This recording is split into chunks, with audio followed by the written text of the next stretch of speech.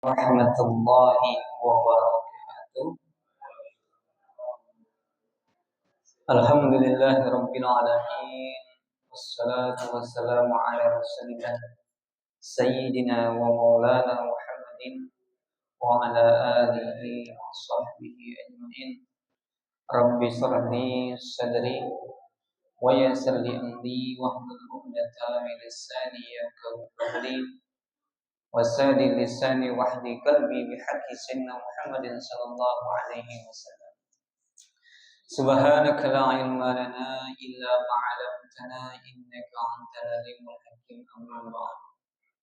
Alhamdulillah, puji syukur kepada Allah Subhanahu wa taala yang Allah masih memberikan kita taufik wal hidayah untuk kita bisa hadir di sini atas izinnya Allah Subhanahu wa taala. Yang mana taufik wal hidayah tidak Allah berikan kepada orang-orang yang mana kecuali orang itu Allah pilih untuk menjadi seorang yang baik, maka Allah akan mudahkan langkah kakinya untuk mengenal Allah Subhanahu wa taala dan beribadah kepada Allah Subhanahu wa taala. Salah satu jalan untuk mengenal Allah yaitu dengan mempelajari ilmu-ilmu agama, yang mana Nabi katakan thalabul ilmi faridatun ala kulli muslimin. Menuntut ilmu itu hukumnya wajib, tidak ada toleransi. Seorang muslim yang berakal wajib hukumnya menuntut ilmu. Bagaimana dia bisa mengenal Allah Subhanahu wa taala? Apa yang diperintahkan, apa yang dilarang, mana yang sah, mana yang batal, mana yang halal, mana yang haram. Ketika dia tidak mempelajari segala sesuatu yang disyariatkan oleh Allah Subhanahu wa taala. Nah, dengan hadirnya kita di sinilah salah satunya menjadi wasilah untuk kita mengenal Allah Subhanahu wa taala. Bahkan setiap Jumat itu khatib itu mengatakan ittaqullah, bertakwalah. Nah, diperintahkan, bahkan hukumnya wajib untuk bertakwa. Nah, bertakwa bukan hanya sekedar semangat ibadah, tapi harus tahu juga hal-hal yang benar-benar yang diperintahkan dan apa yang dilarang. Kemarin kita sudah lanjut kajian fikih tentang rukun-rukun sholat. Terakhir kemarin fardu-fardu sholat atau rukun-rukun sholat. Nah, kalau di dalam fikih setelah yang fardu baru yang sunnah. Kenapa sih Ustaz? Seharusnya sunnah dulu, baru yang fardu. Karena yang fardu hukumnya wajib. Kalau sunnah tidak ada wajib. Kita sudah jelaskan di awal-awal, hukum syariat itu kan ada 5. Ada mubah, ada fardu, ada haram, ada makruh, ada sunnah. Nah, kita keseharian kita dari bangun tidur sampai mau tidur lagi, dari balik sampai mati, kita diikat dengan 5 hukum tersebut. Kalau kita tidak tahu mengenal apa hukum 5 tersebut, bisa jadi kita kena yang makruh, bisa jadi kita kena yang haram. Nah, kita kan tidak tahu nih, oh ini wajib. Nah, disitulah diperintahkan gitu untuk mengkaji daripada ilmu agama. Jadi setelah yang wajib ada yang sunnah. Sunnah ini definisinya dilakukan dapat pahala, ditinggalkan tidak dapat dosa. Ada lagi mubah. Mubah itu dilakukan dapat pahala, ditinggalkan juga dapat dosa. Hanya kalau kita mau bahas tentang mubah tersebut. Sekarang kita masuk babus sunan sholeh, bab-bab yang menerangkan tentang sunnah sholat. Sunnah itu wahia sunanun kasyiratun. Sunnah-sunnah di dalam sholat itu begitu banyak. Aw sholaha ba'duhum. Sebagian lagi para ulama mengatakan illa sampai 500 sunnah. Jadi dari sebelum sholat sampai selesai sholat itu ada 500 sunnah. Wa ba'duhum, dan sebagian lagi ulama mengatakan ila sampai 800 sunnah. Sampai 800 sunnah. Wa ba'dahum sebagian lagi mengatakan sampai 1000 sunnah. Jadi banyaknya. Nanti kita bahas. Meletakkan tangan ini sunnah. Sunnahnya kiri baru kanan. Kalau dia seperti ini boleh tak boleh, cuma tidak dapat sunnah. Jadi banyak perkara sunnah. Kalau di sini dikatakan sampai 1000 sampai 500 sunnah. Wa fi fadliha qala Allah taala, di daripada keutamaannya Allah mengatakan fil hadis qudsi, di dalam hadis qudsi, man ada liwaliyan faqad azantuhu bil harbi. Barang siapa yang menyakiti waliku, maka akan aku umumkan untuk berperang sama dia, kata Allah. Jadi barang siapa yang menyakiti wali Allah, Allah akan umumkan untuk berperang. Jadi makanya kita jangan menyakiti seseorang. Kita tidak tahu, mana tahu dia walinya Allah, mana dia tahu dia kekasihnya Allah, orang-orang soleh. Nah kalau kita sudah nyakiti dia, urusan kita bukan sama dia lagi, tapi sama Allah. Wa ma taqarraba ila abdi syai'in ahabba ila mimma iftaratuhu alaihi. Dan tidaklah seorang itu mendekatkan diri kepadaku, kata Allah, tidaklah seorang hamba itu mendekatkan diri kepadaku kecuali dengan sesuatu yang aku cintai daripada hal-hal yang difardukan. Wala yazalu abdi yataqarrabu ilal binawafil hatta uhibbah. Dan dia selalu bagi hamba tadi yataqarrabu, mendekatkan diri kepada Allah, ilayya bin nawafil, dengan melaksanakan sholat sunnah atau melaksanakan sunnah. Jadi setelah yang fardu ada yang sunnah. Nah untuk mendatangkan rasa cintanya Allah, melakukan yang sunnah. Jadi kalau fardu kan wajib, kalau sunnah kan tidak wajib. Nah ketika kita mengerjakan yang sunnah, itulah salah satu untuk mendatangkan rasa cintanya Allah terhadap hambanya tersebut. Fa iza ahabbtuhu kuntu syami'ahu allazi yasma'u bihi. Kalau aku sudah cinta kepada hambaku tersebut, maka aku ini akan jadi pendengar daripada telinganya. Jadi wakil Allah itu. Wa basyarahu allazi yubsiruhu bihi. Dan aku akan jadi pandangan bagi dia. Apa yang dia pandang, Allah juga pandang. Apa yang dia pandang, Allah juga pandang. Wa yaduhu lati yabsatu biha. Dan aku akan membentangkan, dan aku akan menjadi tangan wakil daripada tangannya. Wa rijlahu lati bimashi biha. Dan aku akan jadi kaki untuk dia berjalan. Artinya Allah itu jadi wakil dia. Jadi kalau wali itu luar biasa. Makanya kalau orang ngaku wali, tes deh masuk kandang harimau. Ada yang wali. Kalau wali itu semua makhluk tunduk. Kalau dia dimakan harimau udah wali berarti. Jadi kalau wali itu semua, banyak di dalam kitab itu masyhur. Kalau wali itu sudah jalan ke hutan, itu harimau itu udah mau lagi makan jasa. Artinya tunduk semua binatang. Karena di dalam kitab Faidul Mutahhar, barang siapa yang rasa takutnya sudah habis, cuman takutnya sama Allah, maka Allah akan buat semua makhluk takut sama dia. Kalau sudah takutnya cuman sama Allah, Allah akan buat semua makhluk itu takut sama dia. Tapi barang siapa yang tidak takut sama Allah, Allah akan buat rasa takut di dalam hati. Takut dia omongi orang, takut dia enak, takut miskin, takut A, takut B, dihantui rasa takut.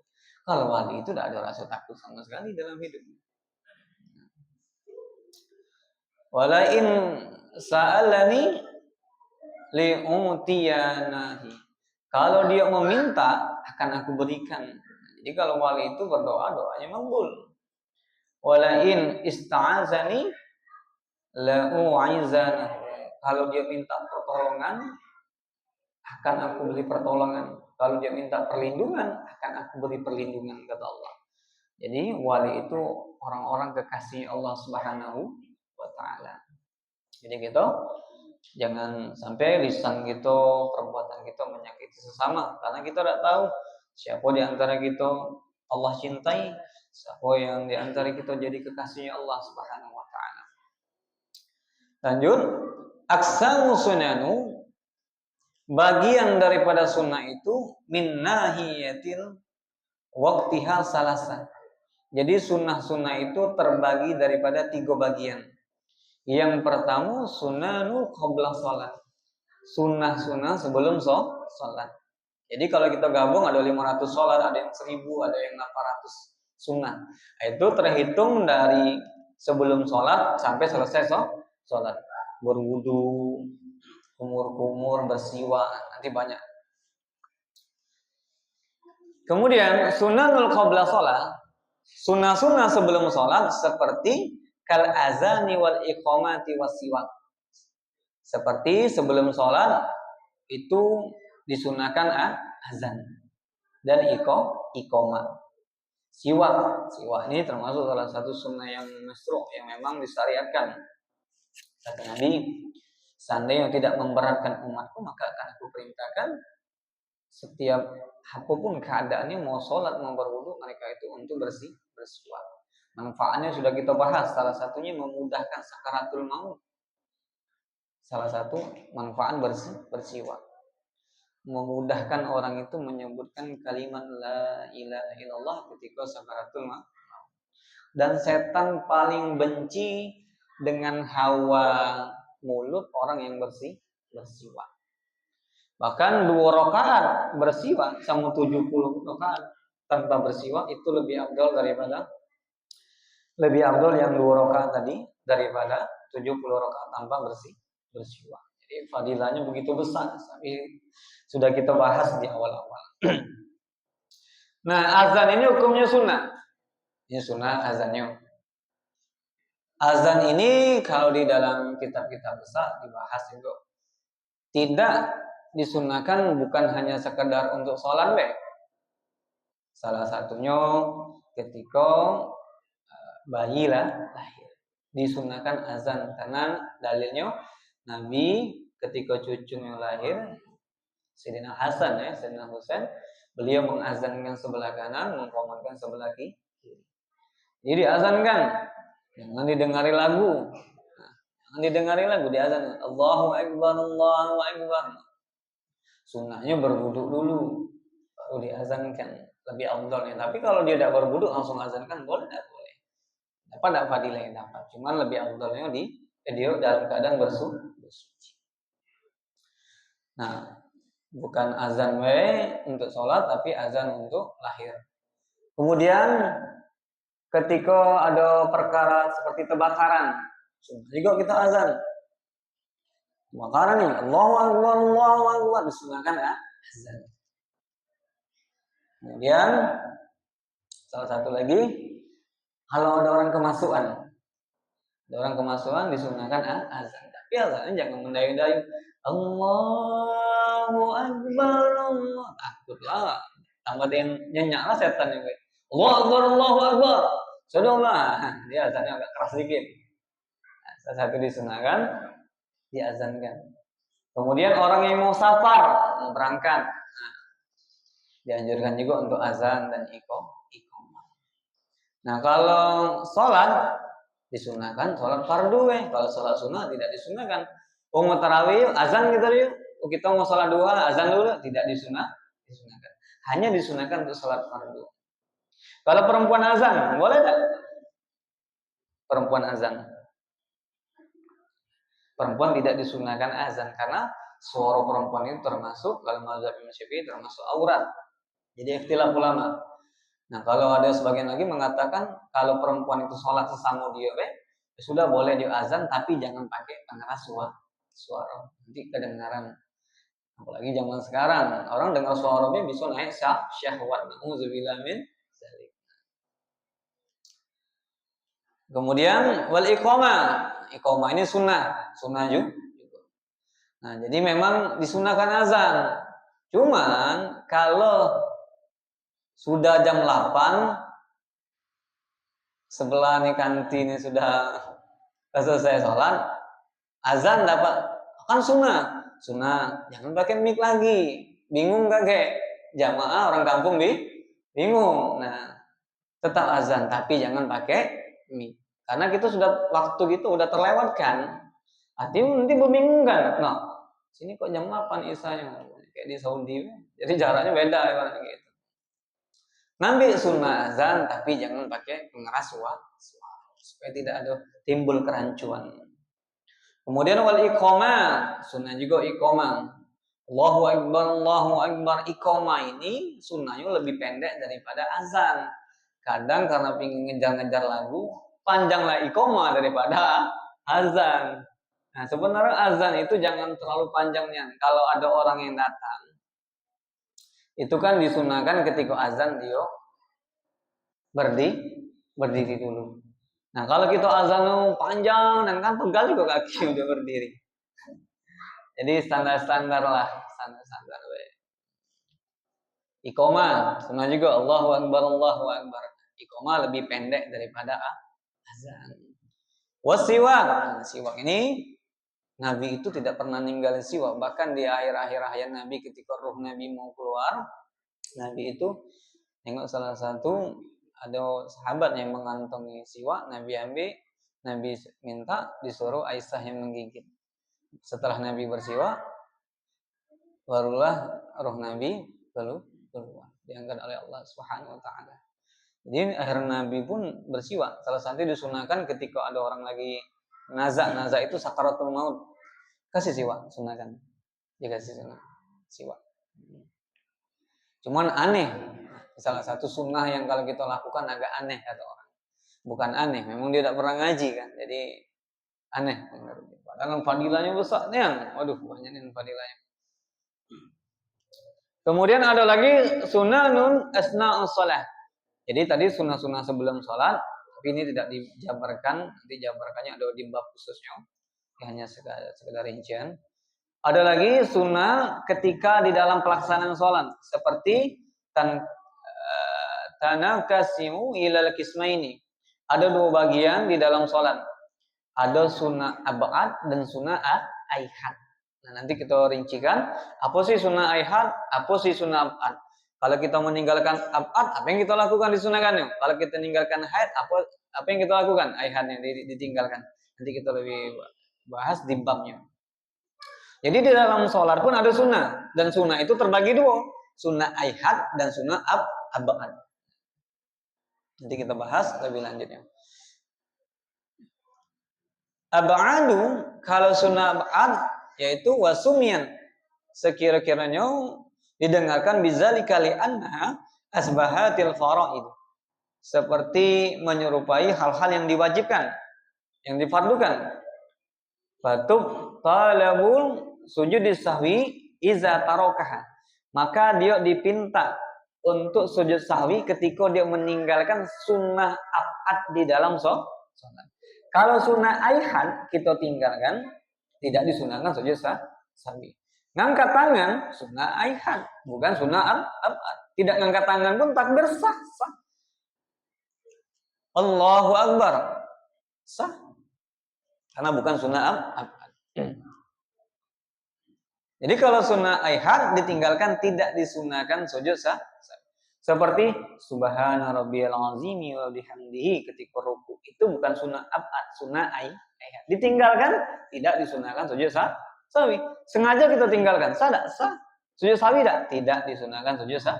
Bahkan kalau sujud sahwi, batal sholatnya, karena bukan dipinta untuk sujud sahwi ketika meninggalkan. Wahia bil ijmali salasa. Ini dikumpulkan para ulama ada 3, yaitu yang pertama sunnah at-tasahudul awal. Tasahud awal. Sudah sering juga kita bahas karena banyak kekeliruan tentang masalah tahiyat awal ini. Nah, tahiyat awal ini wa qa'uduhu wa salatu ala nabi, dan ketika dia duduk membaca salawat itu sunnah ab'ad. Kalau dia duduk dia di tasawuf awal, diam dia berarti tidak baca salawat. Nah ini sunnah duduk tasawuf awal itu sunnah abad. Membaca salawat kepada Nabi hukumnya sunnah abad. Seandainya dia duduk tapi tidak baca, nah berarti dia meninggalkan termasuk sunnah abad. Artinya disunahkan dia sujud sahwi. Cuman ini bisa kerancuan bingung kalau imamnya duduk tahiyat awal tapi dia tidak ada baca tasawuf, sah salahnya sah. Dia baru ingat, tadi aku duduk tak baca salawat atas Nabi. Kan Allahumma sholli ala sayyidina Muhammad wa ala sayyidina Muhammad. Nah, itu termasuk sunnah abad juga. Duduknya tasawuf awal itu sunnah abad dan membaca salawat di tahiyat awal termasuk sunnah abad. Dia duduk tapi tak baca. Nah, sunnah dia sebelum salam sujud sahwi. Nah, ini kalau makmumnya tidak tahu kan bingung. Imam ini tidak ada yang ketinggalan, kok jadi sujud sahwi? Nah, wajib si makmum ikut juga sujud sahwi. Jadi kalau kita sudah ngaji, ikut sujud sahwi. Ini berarti imam ada meninggalkan sunnah abad di dalam sholat. Ikuti. Kalau dia tidak mengikuti, batal sholatnya. Ilah kecuali dia niat mufaroh. Sujud sahwi itu hukumnya sunnah. Tapi ada kalanya wajib. Kapan? Ketika dia kedua mengikuti imam. Nah kan terikat gara-gara makmuman tadi. Ketika si imam sujud sahwi, wajib si makmum ikut sujud sahwi. Boleh tidak sujud sahwi? Boleh dengan syarat dia niat mufaroh, niat memisahkan diri. Jadi salah satu sunnah abad yaitu adalah duduk di tasawuf awal. Nah jadi kalau kita tinggalkan tasawuf awal, sholat kita tetap sah karena hukumnya sunnah abad. Itu sunnah abad yang pertama. Yang kedua al-kunut, membaca kunut. Definisi daripada kunut itu adalah ad-du'a, adalah doa. Jadi yang paling masyhur itu Allahumma dina fi man hadait wa afina fi man hafait. Kalau dia pakai dini sholat jadi imam tetap sah juga. Yang disalahkan. Yang kadang kita wah ini imam nih dini, wah ini nih ada masalah. Tidak masalah. Itu masalah ilmu bahasa Arab domir. Nah itu kami, ini itu aku. Tapi tetap samping. Kalau si imam tidak hafal doa kunut, boleh dia ganti Rabbana atina fid dunya hasanah wa fil akhirati hasanah wa qina adzabannar. Jadi kunut itu doa. Nah, kunut ini hukumnya bukan wajib tapi sunnah abad, sunnah yang sangat ditekankan. Kalau dia tinggalkan tidak mempengaruhi sholat. Artinya sholatnya tidak ada batal, tetap sah karena bukan rukun. Cuman ketika dia meninggalkan sengaja tidak sengaja disunahkan dia sujud sahwi sebelum salam. Tapi Ustaz, imam itu tidak ada sujud sahwi kan? Sudah tidak apa-apa. Sujud sahwi pun hukumnya sunnah. Jadi kita, nah itulah kalau kita sudah belajar, kita sulit untuk menyalahkan orang. Karena ini hukumnya sunnah, jangan kita perdebatkan. Kecuali wajib yang bisa mempengaruhi keabsahan ibadah kita. Sah atau tidak, sahnya ibadah. Nah, wa qiyamuhu wa salatu ala nabi wa ali wa sahbihi fihi. Jadi kunut itu hukumnya sunnah dan membaca salawatnya hukumnya wa sallallahu ala sayyidina Muhammadinil nabiyil ummi wa ala alihi wa sahbihi wa baraka wasallam sunnah. Kalau dia baca kunut tapi dia tidak baca salawat atas nabi, disunahkan juga dia sujud sahwi. Nah, tapi ingat sujud sahwi pun hukumnya sunnah. Jangan kita perdebatkan. Kadang imam tidak sudah ninggalkan ini kunut, tidak sujud sahwi pula gini. Tidak apa-apa. Sujud sahwi hukumnya sunnah. Jangan kita perdebatkan. Nah, banyak kata ulama kalil ilmi khata'an. Sedikitnya ilmu suka lagi menyalahkan orang lain. Kemudian sunnah abad yaitu as-salatu ala membaca salawat dan kepada ahli para keluarga Nabi fitasahudil akhir di dalam tasawuf akhir. Allahumma sholli ala sayyidina Muhammad wa ala kama shallaita ala sayyidina Ibrahim wa ala ali sayyidina Ibrahim. Kalau dia sampai Allahumma sholli ala sayyidina Muhammad wa ala sayyidina Muhammad. Biasanya tuh tarawih ya. Itu imamnya super cepat. Nah, dia ngambilnya yang sampai batas wajib aja. Nah, yang ini ditinggalkan. Sah. Nah, ini karena cuman sunnah. Tapi sunnah yang ditekankan. Kalau ada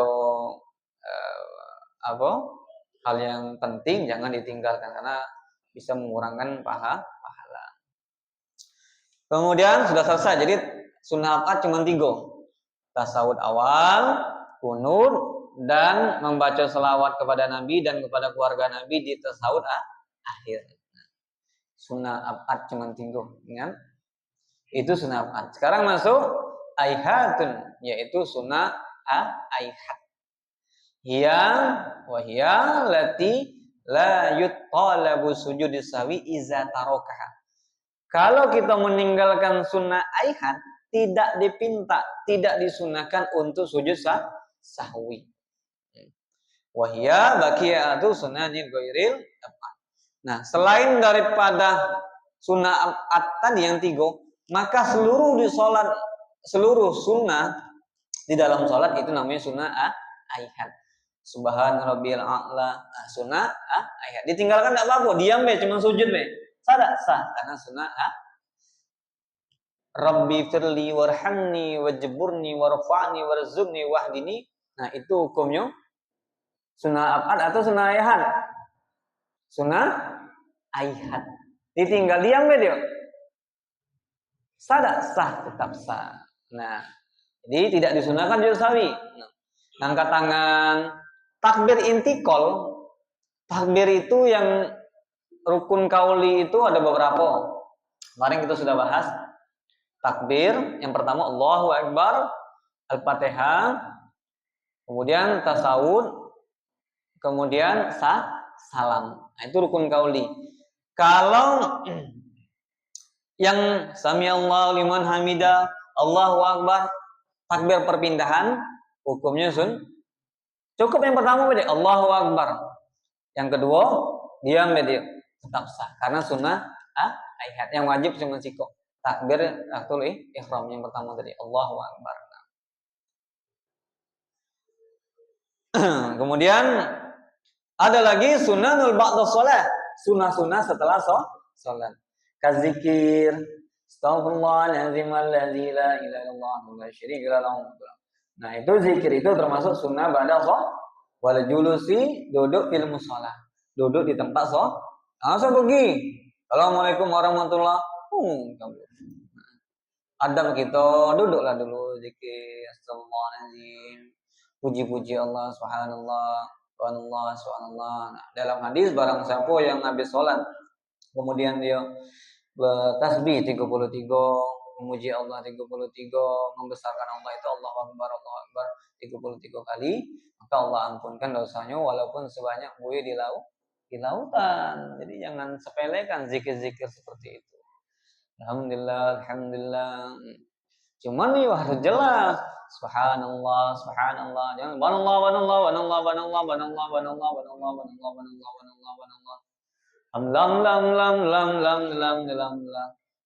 Hamlah.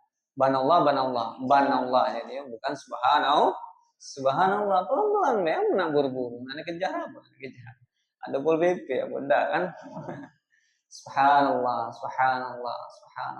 Jelas subhanallah, maha suci Allah. Alhamdulillah, atau ada tasdid. Alhamdulillah. Ada tasdid. Alhamdulillah, ada tasdid. Lam. Aduh, capek mulut, pahala tak dapat. Aku zikir hamlah. Allah.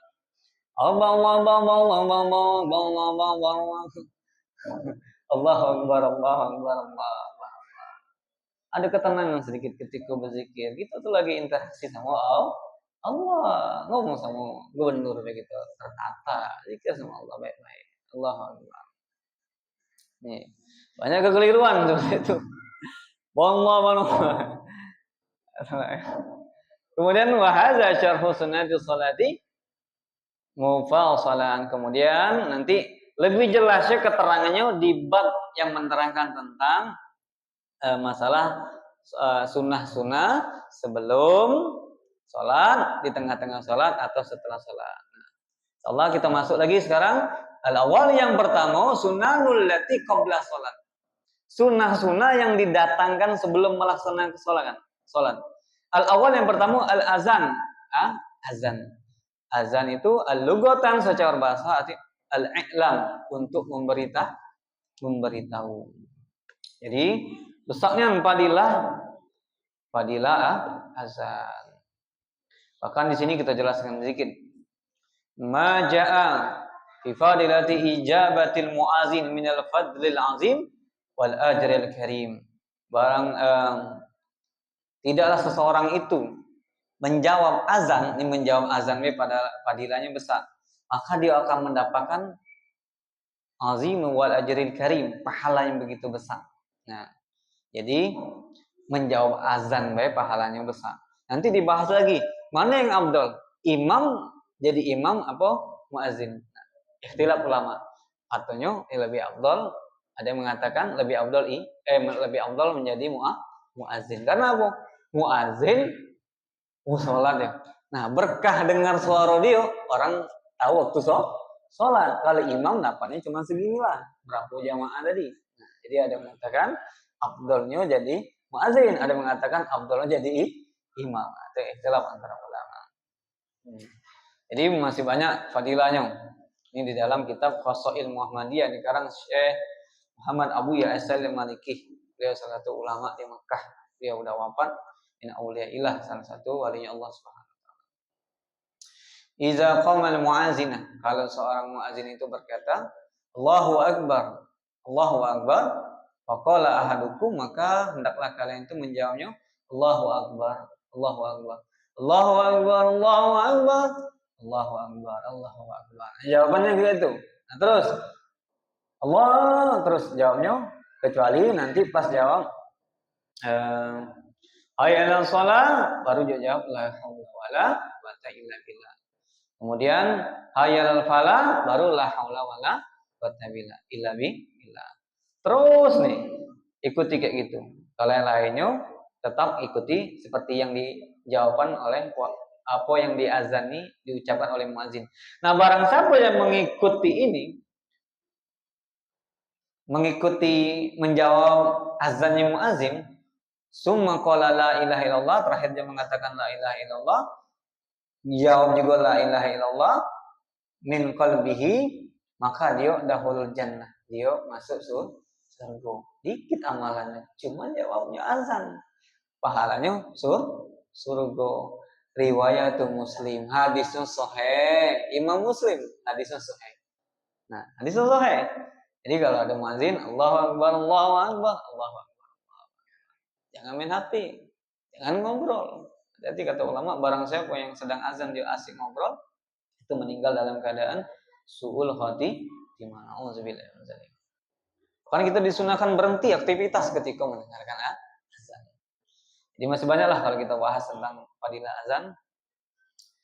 Jadi menjawab azan, dan azan itu adalah suatu iklan, pemberitahuan untuk menentukan waktu sholat. Wasyar'an, secara syar'an pengertiannya, keterangannya, zikrun maksusun matlubul sholati maktubati as-sholatan 'alal a'yani. Secara pengertian azan itu adalah zikir yang khusus. Zikir yang khusus. Jadi kalau ada orang mengatakan, "Wih, haram azan di telinga mayit yang sudah mah," apa hukumnya? Mengazani mayit. Apa hukumnya? Mubah bukan sunnah. Mubah karena ulama kita pakai kias. Kalau dia lahir di azan kan, ya sudah. Meninggal di azan kan. Cuman hukumnya mubah. Dapat pahala. Yang siapa yang dapat pahala? Yang muazin kan zikir. Allahu akbar, Allahu akbar. Itu kan zikir. Nah, azan itu adalah zikir. Allahu akbar, Allahu akbar. Yang disunahkan juga ketika azan tadi, pas ketika asyhadu an la ilaha illallah, sunahkan juga tiup marhaban qurrata ayunin. Jadi tiup marhaban qurrata ayunin Muhammad bijahi Muhammad sallallahu alaihi wasallam. Nah, barang siapa yang ketika dengar azan, ketika lafaz asyhadu an la ilaha illallah, Asyhadu anna Muhammadar Rasulullah. Dia mengatakan marhaban bil qurata yang ini Muhammad sallallahu alaihi wasallam. Ketika dia ini insyaallah dia tidak ada sakit mah. Jadi ada satu ulama tidak percaya hadis tersebut. Akhirnya dia kena sakit mata. Ketika dia dengar azan dia amalkan hal tersebut sembuh. Jadi azan ini zikir. Azan ini zikir. Wa syarhul ta'rifu secara pengertian, jadi penjelasannya secara pengertian zikrun makhsusun, zikir yang dikhususkan, ay zikrul mu'ainun yang ditentukan bihi dengannya wahwa Allahu akbar ila akhiri. Allahu akbar, Allahu akbar. Asyhadu an la ilaha illallah, asyhadu an la ilaha illallah. Asyhadu anna Muhammadar Rasulullah. Jadi kalau kita azan tuh enggak mesti jangan enggak pede ya nih kadang. Suara aku enggak merdu. Malah bagus lantang. Allahu akbar. Allahu akbar. Kan terbangun orang. Kalau gitu Allah, enaknya azan tambah ngantuk. Nah, selesai. Tambah nyenyak tidur. Bagus baik bagus. Ya Allahu akbar, Allahu akbar. Pede. Karena tidak ada yang minta gitu nih orang Indonesia hobi melayu-melayu nada-nada. Kemudian matlubul sholati maktubah, disunahkan dipinta azan ini hanya untuk sholat yang wajib. Kita sholat tasbih, azan dulu tidak disunahkan, tidak disunahkan. Nah kalau orang tanpa wudu azan boleh tak? Boleh tak? Kalau orang junub azan, apa hukumnya? Orang junub azan hukumnya apa? Makruh. Nah, tapi kalau dia tidak ada wudu, aku belum wudu, azan. Tidak ada wudu, yos azan tidak masalah. Azan baik. Kemudian asalatuhu kharaja bihi, asalnya dikeluarkan daripada al-mawsurata yang telah mawsur fiha wajibatun walakinahul wujubu lil aridi fala yu'azzan laha. Kemudian al-ayani, dan ini adalah suatu untuk pemberi pengetahuan ay fardu ain, untuk salat-salat yang fardu kharaja bihi salatiz janazah. Salat jenazah tidak disunahkan azan. Tidak disunahkan azan, jangan disunahkan azan, tidak disunahkan. Wahia fardu kifayah, karena salat jenazah hukumnya fardu kifayah. Fala yu'azzanu laha, tidak disunahkan azan. Kemudian fadlul azani, fadilah azan kalau Allah Ta'ala langsung dari ayat keutamaan azan ini, waman ahsana qaulan, barang siapa yang membaguskan suaranya, qaulan mimman, daripada orang-orang da'ah yang memanggil ilallah, untuk kepada Allah. Azan itu kan ngajak orang sholat, memanggil orang itu supaya dekat Allah. Wa amina sholih, dan dia beramal soleh. Faqala inna telah berkata dia sesungguhnya minal muslimina, termasuk dia bagian orang-orang muslim. Jadi pahalanya begitu besar. Ada riwayat daripada Sayyidina Aisyah radhiyallahu anha, ara hazihil ayati nazalat, aku melihat ayat ini turun fil muazin, ketika ada azan. Qala Nabi bersabda, yughfaru lil muazin muntahi azanihi. Jadi ketika ayat ini turun, orang yang azan itu dosanya diampunkan sampai selesai azannya. Jadi besar pahala orang yang azan. Wa yastaghfiruhu, dan diampuni lahu baginya kullu ratbin basin, setiap semua yang basah maupun yang kering, pepohonan itu meminta ampunkan kepada seorang muadzin. Jadi kan bertasbih semua. Kita tidak dengar. Jadi semua benda-benda ini bertasbih. Allah, malaikat pun ada yang diciptakan untuk bertasbih kepada Allah. Semuanya bertasbih.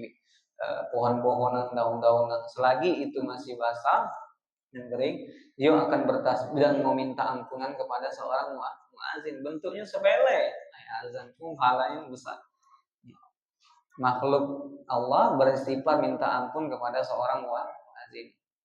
Innallaha wa malaikatahu, sesungguhnya para nabi itu shallu ala, dan para nabi itu mendoakan orang yang ada di sop awal ketika sholat muqaddamah di awal.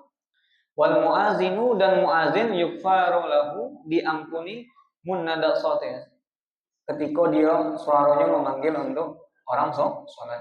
Fasaddaqahu, itu benar, man sami'ahu, barang siapa yang mendengarkannya, min rabbin wa ba'sin lahu ajruhu min sholama. Selagi dia orang tadi sholat mendengarkan azan dia dapat juga pahala orang sholat tersebut. Jadi besar pahala azan. Nah, orang sholat dengan suara dia nih, azan nih, wudu sholat dia. Nah, dia dapat juga pahala seperti orang yang mengerjakan ibadah tersebut. Luar biasa pahalanya. Ini hadis yang dikeluarkan Imam Muhammad bi isnadis sahih. Hadisnya sahih. Luar biasa. Yang kedua al-iqamah, adalah iqamah. Sampai di sini masih ada sisa 8 menit lagi. Ada yang ditanyakan? Kalau ada tanya kita jawab.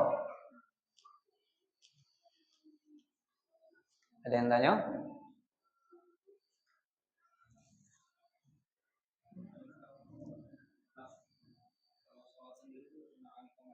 Tetap jangankan iqamat, azan pun disunahkan. Ya. Allahu Akbar Allah, tapi pelan-pelan deh. Bingung pula tetangga kan. Allahu Akbar Allah disunahkan.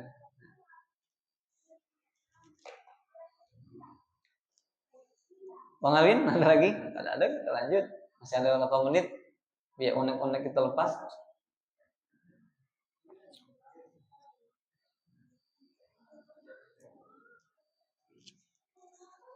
Lanjut deh. Kemudian iqamah. Ada lagi, kita lanjut. Jadi tadi azan, ada iqamah. Zikrun maksusun matlubun. Karena ini termasuk zikir yang khusus yang dipinta di istihadi untuk didengarkan hadirin, orang-orang yang sudah hadir li sholati, maktubah yang wajib. Jadi kalau azan itu untuk ngasih tahu orang yang tidak hadir, orang yang jauh. Nah, tapi kalau iqamah untuk menandakan bahwa sholat itu mau didirikan, qad qamati sholat, maka sungguh telah akan mau didirikan sholat. Qoma itu berdiri untuk para hadirin, hadirin. So, kalau qomat lebih khusus lagi untuk ngasih tahu yang ada, yang hadir. Al-hikmatu minal azani arba'atun. Hikmah daripada azan itu ada 4. Yang pertama al-awal a'illamu biduhulil waqti. Yang pertama hikmahnya adalah mengetahui untuk ngasih tahu bahwa waktu sholat sudah masuk. Nah, ini bahas kita panjang lebar juga kalau di masalah puasa ini. Salah satu syarat buka puasa iftar itu mengetahui duhulil waktu, masuknya waktu berbuka. Nah, bagi muazin ini harus sikoh, orangnya benar, harus upgrade, memperbarui waktu sholat. Yang lebih gawatnya itu kalau hari biasa nih tidak ada begitu rancu, tapi kalau Ramadan itu kan gawat. Ini kan nunggu nih, lapar kalau di rumah nih, nunggu azan. Kata muazin, azan masuk. Allahu Akbar, Alhamdulillah, Bismillah, kata dia. Batal. Rupanya belum masuk. Dosa. Yang ini puasanya dasar wajib dikodok. Nah, jadi bagi muazin yang di bulan Ramadan lebih hati-hati. Benar-benar upgrade. Kita mau Jambi, jangan tengok kota. Ini mau jangan biasa kita memang aktivitas kita di kota, pakai kota, jangan, beda. Muara Jambi sama kota berbeda. Contohnya kalau kita di sini kadang udah masuk, di Simpang Gade-Gade baru mulai azan, itu berbeda. Nah, jadi di mana kita berada kita gunakan waktu setempat. Muara Jambi ya Muara Jambi, kota ya kota. Ini kekeliruan. Ini muazin tadi dosa dan ini puasanya batal dan wajib oh ya, aku kan tidak tahu Ustaz. Ya, salah muazin lah, salah juga. Makanya harus hati-hati untuk iftar, berbuka buah. Nah, hikmah yang pertama azan itu adalah untuk memberitahu waktu masuk. Yang kedua, ad-da'watu ila jamaah, untuk mengajak sholat berjamaah jamaah. Hayya 'alas shalah. Datang enggak datang? Datang enggak? Dua apa nih? Jamaahnya dua, dua orang. Kadang kasihan, imamnya azan, imamnya qomat, imamnya plus Nah, itulah ala kulli hal ya. Semangatlah kita ibadah. Kalau yang di majelis ini insya Allah semangat ibadah. Yang tidak di majelis, nah itu ibadahnya. Kemudian hikmah lagi yang ketiga, al-iklamu bimaudhi'il jamaah. Untuk mengetahui juga ngasih tahu, oh di situ azan nah. Kita jamaah yuk, di situ kita jamaah. Untuk ngasih tahu, oh berarti itu ada tempat jamaah nih, ada azan berarti ada masjid atau ada sholat. Berarti di situ diadakan sholat berjamaah, ngasih tahu. Jadi banyak hikmahnya. Ar-rabi'u yang keempat, hikmah yang keempat adalah izharu syiaril Islam. Termasuk menampakkan syiarnya Islam. Artinya kalau sudah ada azan satu kampung, itu curiga, jangan-jangan banyak muslim, berarti muslimnya dikit, minoritas. Tapi kalau azan banyak, insya Allah muslimnya di situ banyak. Sampai sini masih ada ditanyakan? Ada, kita lanjut. Mas Gito, ada undang-undang?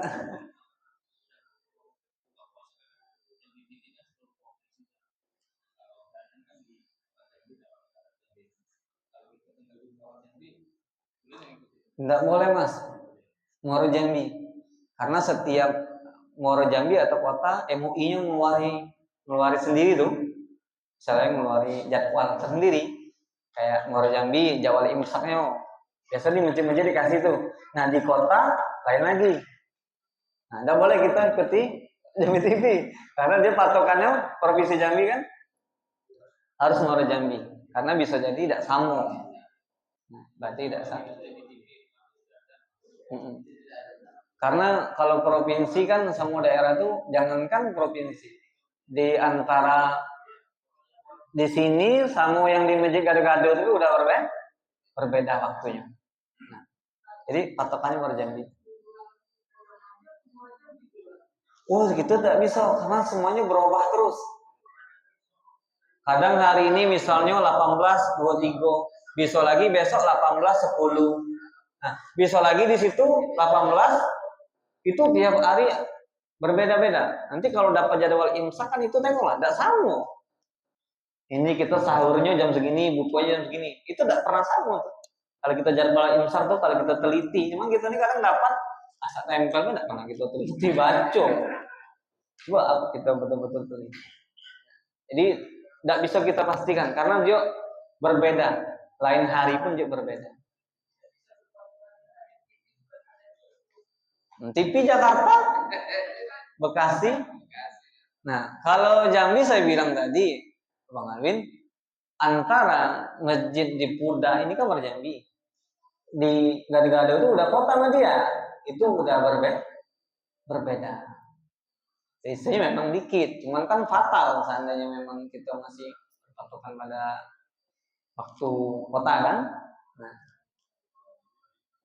azan cukup, ada lagi? Ada kita sambung besok masalatul ayyahuma afdalu azan am imam. Mana yang paling afdal menjadi imam apa jadi muazin? Nah, bisa kita bahas.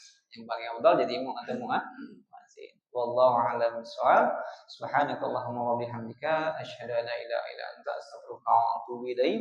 Wassallallahu ala sayyidina Muhammadin wa ala alihi wa sahbihi ajma'in. Walhamdulillahirabbil alamin. Assalamualaikum warahmatullahi wabarakatuh.